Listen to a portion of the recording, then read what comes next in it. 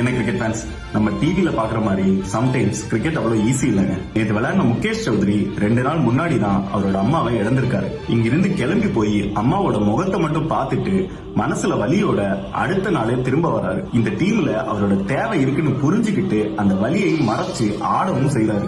ஒரு விக்கெட் எடுத்ததும் முகேஷ் கண்ணை மூடி வானத்தை பார்த்து சொர்க்கத்துல இருக்கிற அவங்க அம்மா கிட்ட நான் நல்லாதாம இருக்கேன், நீ பார்த்து போயிட்டு வான்னு சொல்றாரு. பாவம், அந்த விக்கெட்டை டெடிகேட் பண்ண முகேஷுக்கு தெரியல, இன்னைக்கு நான் மட்டும் அவங்களுக்கு பையன் இல்ல, என் கூட இன்னும் 11 பசங்க இருக்காங்க. டீம்ல ஒவ்வொருத்தரும் முகேஷோட அம்மாவுக்காக ஃபுல் மேட்சும் பிளாக் பேண்ட கையில கட்டிக்கிட்டு ஆடுறாங்க. இன்ஃபேக்ட் மேட்ச் ஜெயிச்சதும் கேப்டன் ருத்ராஜ் கெய்க்வாட் இந்த வின்ன முகேஷோட அம்மாவுக்கு டெடிகேட்டும் பண்றாரு.